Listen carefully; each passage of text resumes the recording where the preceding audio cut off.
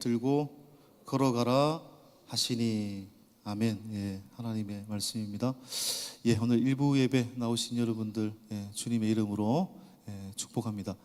일부 예배는 여러분 이렇게 오늘 왜 강단이 이렇게 비워져 있지? 특별한 게 있나? 일부 예배는 특별한 게 없습니다. 평소대로 하는 건데 아무튼 특별한 마음으로 이렇게 예배를 했으면 좋겠습니다. 우리 어린이 주일이니까 옆에 분들 우리 바라보시면서 이렇게 인사 나누시겠습니다. 늘 인사를 드렸죠. 어린이 주일 때마다. 옆 사람 바라보시면서 우르르르 까꿍이라고 인사하겠습니다. 인사하시겠습니다. 20년째 하는데 전혀 안 되네요. 쑥스럽기도 하고요. 여러분, 오늘을 살아가는 사람들의 마음 속에는 이제 때로는 이 감옥 같다라는 생각이 들 때가 있죠. 현대인들이 그런 말들을 많이 합니다. 직장 생활, 또 우리 아이들 학교 생활, 또 경제적인 결핍, 또 질병의 문제, 또 사람과의 관계 속에서 마치 이 감옥과 같다라는 느낌이 들 때가 있습니다. 저도 제가 수없이 얘기했습니다만은 제 인생에서 가장 압박감을 느꼈던, 제가 공부 때문에 압박감을 느꼈던 때는 아니고요. 고3 때 공부 때문이었다면 제가 그렇게 할 이유가 하나도 없었습니다. 그런데 저는 진짜 감옥에 갇힌 것처럼 보였어요. 그래서 5월에 딱 이때입니다. 5월이었습니다. 5월에 어느 날 교무실로 찾아가서 자퇴서를 썼습니다. 쓰고 학교에서 나왔습니다. 물론 그 이후의 이야기는 제가 이후에 말씀을 드렸죠. 다시 복귀를 했습니다만 그럴 때가 존재합니다. 탈출하고 싶고. 그래서 제가 이제 제가 제일 또 좋아하는 영화가 있는데 쇼생크 탈출이라는 영화가 있어요. 유명한 배우 팀 로빈슨이라는 배우와 모건 프리만이라는 배우가 정말 엄청난 연기를 했던, 아마 손꼽히는 영화라고 생각합니다. 영화 평론가도 그렇게 평가를 하고 있고요. 근데 이 쇼생크 탈출을 볼 때마다 굉장히 이 대리 만족을 느끼는 것 같아요. 그 영화를 보게 되면은 이제 억울하게 누명을 쓰고 앤디라는 주인공이 감옥에 갇히게 됩니다. 그리고 종신형을 받게 돼요. 그리고 악질범만 간다는 쇼생크 교도소에서 거의 20년을 버티거든요. 20년 만에 19년 만입니다. 20년 만에 이제 나올 때 하수구를 뚫고 오늘같이 비 오는 날에 딱 두 팔을 벌리면서 나는 이제 탈출했다. 이 장면을 볼 때마다 대리 만족을 느끼는 것 같아요. 그 사진이 있습니다. 이미지, 제가 좋아하는 이미지인데 한번 띄워주시겠습니까? 비 속에서 하수구를 탈출해가지고 비를 맞으면서 이렇게 자유다. 됐습니다. 저는 감흥이 없다는 걸 제가 알고 있기 때문에 여러분, 여기서 제가 드리고 싶은 말씀은요, 19년 동안 이 종신형을 받고 억울하게 감옥에 갇혔지만 절망하지 않았어요. 왜냐하면 앤디 안에 무엇인가가 있었기 때문에 그렇습니다.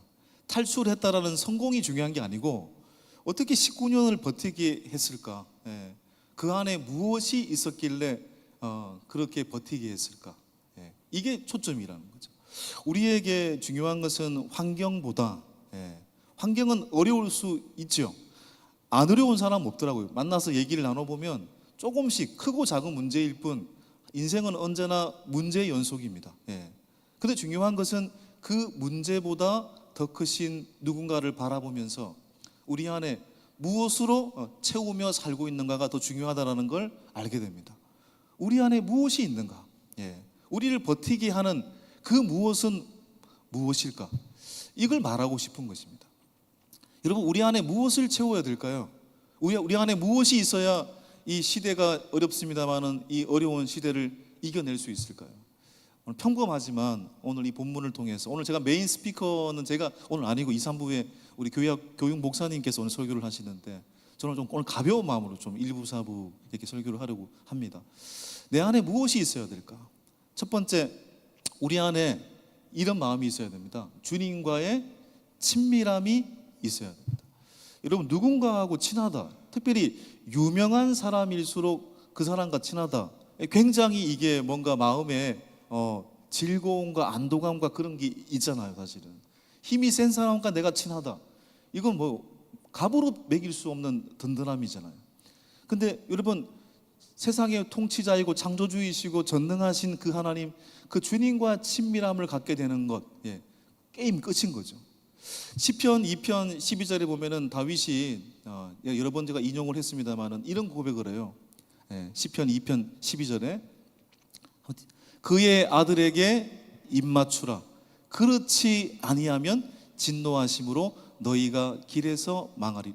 자, 그의 아들은 주님이죠. 주님에게 입맞추라. 그렇지 아니하면 진노하심으로 너희가 길에서 망하리니. 이 구절 안에 인생의 모든 삶의 통치 원리가 다 들어가 있습니다. 우리가 왜 망한다고 얘기합니까? 우리가 왜 힘들다고 얘기합니까? 우리가 왜 쉽게 무너집니까? 왜 우리가 쉽게 유혹에 빠지고 유혹에 실패합니까? 유혹 앞에 스스로 쉽게 처절하게 무너집니까? 주님께 입맞추지 않기 때문이라는 걸 우리가 알게 되는 것입니다. 주님께 입맞추라. 우리가 서구 국가에서는 인사를 할 때, 제가 이 프랑스 사람들 인사하는 것들 가끔씩 영상을 통해 보면은 참 부럽기도 합니다. 야, 어떻게 잘 모르는 사람과 저렇게 허그하면서 살짝 입을 맞추면서 이렇게 인사를 할까? 우리도 그랬으면 좋겠다, 이런 마음 가끔씩 들 때가 있거든요. 입 맞춘다라는 말은 무슨 말입니까? 그만큼 친밀한 사이이다라는 걸 의미하는 거잖아요. 사람과도 친밀하면 그 사람이 나의 모습 속에서 드러납니다. 당연한 겁니다.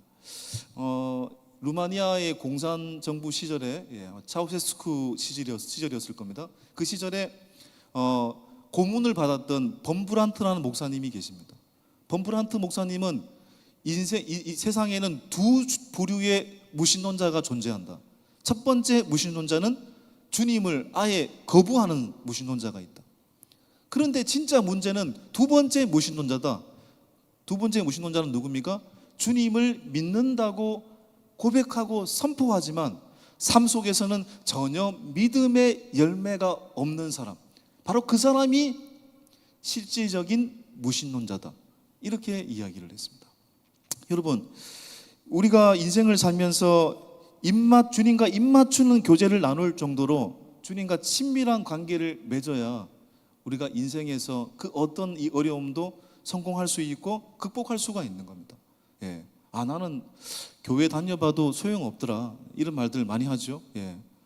믿어도 소용없더라, 기도해도 아무런 답이 없던데, 이런 말들을 하고 교회를 떠나가는 사람들이 있습니다. 그런데 그분들에게 질문하고 싶습니다. 정말 주님과 입맞출 정도로 친밀한 교제와 친밀한 관계를 매일매일 맺고 살았는가?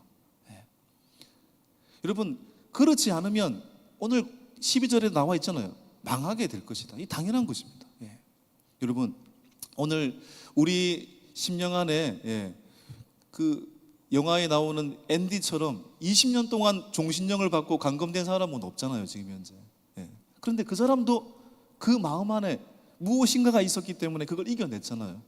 마찬가지입니다. 우리 안에 주님과 친밀한 교제, 주님을 진실로 사랑하는 그 마음이 매일매일 뜨거워져서 어떠한 상황 속에서도 주님과 입맞춤으로써 세상을 이기는 그리스도인들이 될 수 있기를 간절히 소망합니다. 우리 안에 또한 무엇이 있어야 될까요? 내 안에 두 번째, 다 똑같은 말인데요, 환경보다 더 크신 주님에 대한 믿음이 있어야 됩니다. 오늘 본문을 보시면 5장 1절 2절에 유대인의 명절을 맞이해서 예수님은 예루살렘에 올라가셨다고 했습니다. 이 명절이 어떤 명절인지는 잘 모르겠어요. 아마 두 가지 중에 하나라고 봅니다. 유월절이 아니면 오순절, 둘 중에 하나입니다. 여러분, 명절은 어떤 특징을 갖고 있습니까? 사람들이 많이 모이죠. 예루살렘에 또 얼마나 많은 사람들이 모여들었을까요? 자, 그런데 어떻게 보면 유일하게 명절에 예루살렘에 사람들이 모이지 않는 곳이 있었다. 그곳이 어디였을까요? 바로 베데스다 목가였습니다. 베데스다 목가는 왜 그렇습니까? 거기에는 수많은 병자들이 모여 있었던 곳이었기 때문입니다. 근데 그곳을 예수님이 가셨다라는 얘기잖아요. 사람들이 많이 북적이는 곳에 주님이 가신 것이 아니라 사람들이 외면하고 사람들이 알아주지 못하고 그런 곳에 주님의 시선이 머물렀고, 그곳에 주님이 가셨다. 이렇게 이 본문을 또 해석해 볼 수 있지요. 자, 아무튼 많은 병자들이 모여있던 이 베데스다라는 뜻 자체가 뭡니까? 자비의 집이라는 뜻입니다. 자비의 집. 예. 그런데 현실은 자비의 집이 아니었잖아요. 왜 그렇습니까? 이 천사가 가끔씩 내려와서 물을 움직일 때가 있는데, 천사가 내려와서 물을 움직일 때 맨 먼저 그 못에 들어가는 사람은 어떤 병에 걸려 있어도 나을 수 있다라는 원리가 있었습니다. 자, 그렇죠. 그러니까 여러분, 천사가 내려와서 물을 동할 때 그 순간 어떤 광경이 펼쳐질까요? 수많은 병자들이 그 물에 뛰어들었겠죠. 맨 먼저 들어가려고. 그러다 보면은 어떻게 됩니까? 병자와 병자들 사이에서 다툼도 일어났을 것이고, 팔꿈치로 치는 일도 일어났을 것이고. 우리가 그 독일의 어떤 학자가 1980년도 때 이 팔꿈치 사회다 이런 용어를 끄집어내겠죠. 이 사회는 팔꿈치 사회다. 무슨 얘기입니까? 다른 사람을 팔꿈치로 치고 내가 달려가야 내가 이기는 세상이라는 거. 그러니까 베데스다 목과에서도 그런 일이 벌어졌다는 겁니다. 다른 사람의 내 팔꿈치로 다른 사람을 치고 내가 먼저 들어가야 살 수 있는 세상, 바로 선착순 구원론이 지배하는 세상이 베데스다 목과였습니다. 전혀 자비의 집이라는 말과 어울리지 않는 현실을 갖고 있었죠. 우리가 사는 세상과도 비슷해 보입니다. 자, 그런데 팔꿈치 사회, 선착순 구원론이 지배하는 그곳에서 한 병자가 주님의 시선 속에 들어왔습니다. 그 병자는 38년 동안 병을 앓고 있던 사람이었습니다. 걸을 수도 없었던 사람이었습니다. 걸을 수가 없으니까 누군가가 그를 물가로 옮겨줘야 그는 살 수 있는 사람입니다. 그것도 맨 먼저 들어가야 됩니다. 이게 불가능한 일이잖아요. 내 몸을 갖고 내 두 발을 갖고도 맨 먼저 들어가기가 쉽지 않은데 누군가가 나를 도와주어야 살 수 있는 사람, 그냥 이렇게 죽어가는 사람입니다. 38년이니까 인생의 모든 청춘을 이 베데스다 목가에서 허비를 했겠죠. 그리고 그렇게 죽어가고 있습니다. 그런데 그에게 주님께서 찾아오셨습니다. 그리고 주님께서 그에게 이렇게 질문을 던지십니다. 6절 함께 읽어보겠습니다. 시작. 예수께서 그 누운 것을 보시고 병이 벌써 오래된 줄 아시고 이르시되 내가 낫고자 하느냐. 당연히 38년 된 병자의 최대의 관심은 낫는 거잖아요. 당연한 질문은 아닙니까? 지금 아픈 사람한테 네가 낫고자 하느냐? 저는 안 낫고 싶습니다. 이렇게 말하는 사람이 어디 있어요? 이 당연한 질문을 왜 이렇게 예수님은 진지하게 던지죠? 네가 낫고자 하느냐? 무슨 얘기입니까? 주님이 던진 이 질문은 너의 삶을 새롭게 하는 것은 연못의 물이 아니라 바로 나를 향한 믿음, 나를 향한 신뢰, 나를 향한 신실함에 있다라는 걸 지금 말하고 싶은 것입니다. 여러분, 사람이 물에 빠지면은 지푸라기라도 잡고 싶은 그런 마음이 생기지 않습니까? 그렇죠? 지푸라기라는 시가 있습니다. 정호승 시인님의, 제가 한 번쯤 소개를 했던 것 같은데 한번 읽어볼까요? 나는 길가에 버려져 있는 게 아니다. 먼지를 일으키며 바람 따라 떠도는 게 아니다. 지푸라기라도 잡고 싶은 당신을 오직 기다릴 뿐이다. 내일도 슬퍼하고 오늘도 슬퍼하는 인생은 언제 어디서나 다시 시작할 수 없다고. 오늘이 인생의 마지막이라고 길바닥에 주저앉아 우는 당신이 지푸라기라도 잡고 다시 일어서길 기다릴 뿐이다. 물과 바람과 맑은 햇살과 새소리가 섞인 진흙이 되어 허물어진 당신의 집을 다시 짓는 단단한 흙벽돌이 되길 바랄 뿐이다. 그러니까 너가 낫고자 하느냐? 이 질문은 뭡니까? 네가 낫고자 하느냐? 바로 지푸라기라도 잡고 싶은 절박한 이들에게 찾아가서 그들이 무너지지 않는 벽돌과 같은 믿음을 갖기를 원하신다라고 주님은 말하고 싶은 것입니다. 예. 네가 지푸라기라도 잡고 싶은 희망과 믿음을 갖고 있으면 다시 흙 벽돌과 같은 믿음을 가진 사람이 될 수 있다라는 걸 말하고 있는 것입니다. 그러므로 세 번째, 우리 안에 무엇이 있어야 됩니까? 함께 읽겠습니다. 어떤 환경에서도 내 안에 노래가 있어야 합니다. 예. 우리가 보통 이제 그런 사람들이 있어요. 가끔씩 아내가 미친 사람처럼 이렇게 설거지를 하다가 막 노래를 부르더라. 평소 노래, 전 아내의 음성도 잘 모릅니다. 노래를 크게 부른 적이 한 번도 없거든요. 예. 제가 가끔씩 귀를 기울여도 이렇게 찬송을 부를 때 음성이 안 들려요. 예. 목소리의 정체는 뭐지? 근데 어느 날 보니까 설거지를 하다가 큰 소리로 찬송을 부르더라고요. 예. 기분이 너무 좋았던 거죠. 예. 노래가 있으면 내가 설거지를 하든 뭐 어떤 노동을 하든 여러분 아무런 여러분 힘겨움이 아닌 거죠. 예. 거뜬히 다 할 수 있는 거죠. 우리 안에 노래가 있다라는 게 너무너무 중요한 겁니다. 다시 영화로 돌아가면은 쇼생크 탈출에 보면 가장 인상적인 장면이 이 앤디라는 주인공이 독방에 갇혀요. 예. 여러분 죄수에게 독방은요 절망입니다. 그죠? 예. 독방이라는 건 그냥 최고의 형벌입니다. 예. 그런데 앤디가 독방에 갔다가 돌아왔을 때 죄수들이 질문을 합니다. 야, 너 괜찮았어? 너무 힘들었지? 힘들지 않았어? 라고 질문을 했더니 앤디가 괜찮았다. 왜냐하면 나는 그 독방에서도 모차르트의 음악을 들었거든. 그랬더니 야, 너 카세트라도 훔쳐서 들어갔니?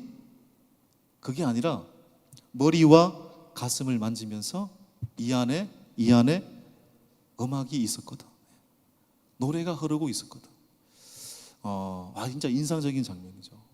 이 앤디라는 사람이 이제 그 감옥에 가서요, 그 방송실에 들어갑니다. 그 문을 잠궈놓고 피가로의 결혼이라는 음악을 틀어줘요. 오페라 음악을 틀어줍니다. 틀어주는데 죄수들이 그 딱딱한 감옥 안에서 그 음악을 들으니까요 자유함을 느낍니다. 행복함을 느낍니다. 그러니까 음악이 정말 그렇게도 중요한 겁니다. 감옥 안에서도 그 사람을 자유롭게 만드는 것. 노래가 있는 공동체는, 음악이 있는 공동체는 다시 새로워질 수 있다는 걸 알게 되죠. 그러니까 19년 동안 앤디가 버틸 수 있었던 힘은 어디에 있었던 겁니까? 내 안에 뭐가 있었습니까? 노래가 있었거든요. 소망이 있었거든요. 그 유명한 이 연탄길이라는 그 책의 유명한 저자 이철한 씨가 한 300만, 400만 읽힌 책이거든요. 그런데 그 책의 저자가 처음에는 이제 막노동도 하고 과일 장사도 하고 노상에서 정말 힘들었죠. 그리고 글을 썼는데 사람들이 출판사에서 다 거절을 하고 또 그림을 그렸는데 사람들이 쳐다보지도 않고 너무너무 절망적이었어요. 근데 어떻게 버틸 수 있었느냐라고 어떤 기자가 질문을 했더니 이철한 씨가 이렇게 답변을 했습니다. 나는 그 상황 속에서도 카프카를 읽었고 도스토옙스키를 놓치지 않았어. 그리고 또 중요한 것은 하나님이 언제나 나와 함께 하셨거든. 그래서 버틸 수 있었다는 얘기입니다. 그 카프카, 도스토옙스키는 뭡니까? 그에게 노래가 있었다는 얘기잖아요. 그리고 그것을 허락하신 하나님이 나와 함께 했다라는 확신이 있었다라는 얘기잖아요. 그 영화를 보면은요, 오늘 영화 얘기 좀 많이 하려고 생각을 했습니다. 그 브룩스라는 사람도 있어요. 브룩스. 나중에 꼭 한번 영화를 봤으면 좋겠어요. 안 보신 분들은. 브룩스라는 사람은 그 감옥에서 50년을 갇혀 있었던 사람이었습니다. 50년. 근데 가석방을 하죠. 50년 만에 나왔으니까 얼마나 좋았겠어요. 그런데 적응을 못합니다. 왜냐하면 50년 동안 화장실을 갈 때도 허락을 받고 갔잖아요. 그런 세상에서 살다가, 그런 길들여진 세상에서 살다가 자유를 맞이하니까 오히려 적응을 못하다가 스스로 목숨을 끊죠. 왜냐하면 브룩스에게는 노래가 없었거든요. 이 세상에 대한 나의 간절한 소망이 없었거든요. 근데 앤디는 다르죠. 앤디는 이 19년을 20년을 갇혀 있었지만 그에게는 노래가 있었거든요. 다시 이 세상을 향한 내가 세상을 향해서 무엇을 해야 되겠다라는 간절한 사명이 있었거든요. 바로 그런 사람은 무너지지 않는 겁니다. 다시 말해서 우리 안에 날 사랑하신 주님의 복음이 흐르는 사람은 무너지지 않는 겁니다. 어떠한 순간에도 널 사랑하신 이 주님의 노래가 들리는 사람은 결코 무너지지 않는 것입니다. 주님은 소망을 잃어버린 자를 찾아오셔서 다시 소망의 불씨를 지피시는 분이십니다. 내가 낫고자 하느냐? 이 질문은요, 너무나 당연한 질문이지만 사람이 고난이 너무 오래되면은 사실 고난 때문에 매몰되어서 희망을 잃어버리게 될 가능성이 높습니다. 그러니까 너 끝까지 희망을 붙잡아, 이 말이기도 합니다. 마귀는 끊임없이 우리에게 뭘 빼앗아갑니까? 소망을 빼앗아갑니다. 야, 너 있는 그대로 살아. 너는 그 모양 그 꼴대로 살아야 될 운명이야. 내가 주는 먹이 먹고 간식 먹고 그렇게 살면 돼. 마귀는 끊임없이 우리의 심령 안에 소망을 빼앗으려고 합니다. 그런데 주님은 우리의 마음에 다시 소망의 불씨를 지피시는 분이시죠. 마치 38년 된 병자에게 질문하신 내가 낫고자 하느냐? 나으려는 의지와 하늘의 노래, 복음을 회복시키기를 원하시기 때문에 그런 것입니다. 우리가 여러분 진짜 해결해야 될 가장 강력한 감옥은 어디일까요? 어디로부터 우리는 탈출을 해야 됩니까? 가장 우리를 감금하고 있는 가장 강력한 감옥은 죄죠. 죄로부터의 탈출이 우리에게는 가장 중요한 문제인 것입니다. 히랍 신화의 헤라클레스가 싸웠던 대상이 이제 괴물 히드라이죠, 히드라. 그런데 그 이야기에 보면은 괴물의 머리카락을 하나 자르면 어떻습니까? 또 다른 곳에서 또 괴물의 머리카락이 자랍니다. 우리 인생도 마찬가지죠. 이 죄를 짓지 않으면 괜찮을까? 아니죠. 또 다른 죄가 우리를 엄습하죠. 그러니까 우리의 진정한 근원적인 죄를 해결할 수 있는 길은 세상 그 어디에도 없는데 유일한 길이 있다라고 성경은 말씀하고 계시잖아요. 누구이십니까? 십자가에서 우리의 죄를 다 짊어지시고 대속의 길을 걸어가신 예수 그리스도. 예수 그리스도를 의지하는 곳에 죄로부터의 진정한 자유가 있음을 알게 되는 것입니다. 요한일서 1장 7절 하반절에 그래서 이렇게 말하고 있는 것입니다. 그 아들 예수의 피가 우리를 모든 죄에서 깨끗하게 하실 것이요. 날마다 이것을 확신하는 사람만이 죄의 감금으로부터, 죄의 유혹으로부터 이겨낼 수 있는 것입니다. 오늘은 어린이 주일이기도 하고 또 이 달은 가정의 달이기도 합니다. 하나님이 세우신 최초의 공동체의 가정은 본래 행복의 근원이 되어야 됩니다. 그런데 오늘날 지금은 제가 통계를 안 보고 왔습니다만은 작년까지만 봐도 이 한국의 모든 이 우울한 지표가 다 1위에 올라와 있더라고요. 1위. 당연히 뭐 이혼율도 굉장히 높은 나라죠, 우리나라가. 또 감옥 같다라고 고백하는 사람도 많지 않습니까? 가정이 가장 행복해야 되는데 가정이 감옥 같다. 감옥 같다. 여러분 무슨 얘기입니까? 왜 그렇습니까? 가정 안에 뭐가 사라졌기 때문에 그렇습니까? 가정 안에 복음이, 가정 안에 참된 노래가 사라졌기 때문에 그런 것은 아닐까요? 우리는 자녀들에게 특히 어린이 주일이기 때문에 많은 걸 요구하는 나라 같아요. 그래서 어떻게 보면은 제가 보면서 저는 너무 자녀를 방치한 경향이 있습니다만은 그래서 또 반성이 됩니다만은 한편으로는 또 너무 아이들을 제가 우리 아이와 똑같이 어린이집 다니고 유치원 다니고 그런 애가 있는데 어머니가 어린이 시절부터 너무 아이에게 이렇게 노는 걸 굉장히 막 정말 정죄하고 무조건 이제 뭐 24시간 공부를 시켜요. 애가 어떻게 되겠습니까? 그러니까 공부를 시키는 것도 중요한데 너무 지혜롭지 못했던 것 같아요. 결국 고2 때 엄마와 단절을 했습니다. 고2 때부터 지금 한 3년 지났나요? 4년 지났나요? 대화를 전혀 하지 않습니다. 방문을 닫고 밥도 아버지가 중재해가지고 밥을 주고 어머니가 아직도 얼굴을 쳐다보지 않습니다. 아이는 당연히 대학 입시도 실패한 걸로 제가 알고 있습니다. 무슨 의미가 있나 싶어요. 제가 볼 때 무슨 의미가 있나. 예. 공부를 열심히 해서 걔가 자유하게 하고 좀 더 잘 살고자 함이 그 목적이었다면 좀 더 지혜로워야 되지 않았을까. 심지어는 믿는 사람이었습니다. 예. 여러분, 믿는 부모로서 우리는 과연 자녀에게 무엇을 가장 심어주기를 원합니까? 예. 아이에게 좋은 학원 보내는 거 중요하고 좋은 가외 하는 거 중요하고 열심히 공부해라 말하는 것도 중요하지만 더 중요한 사실, 다 하나님의 은혜 안에서 해야 돼.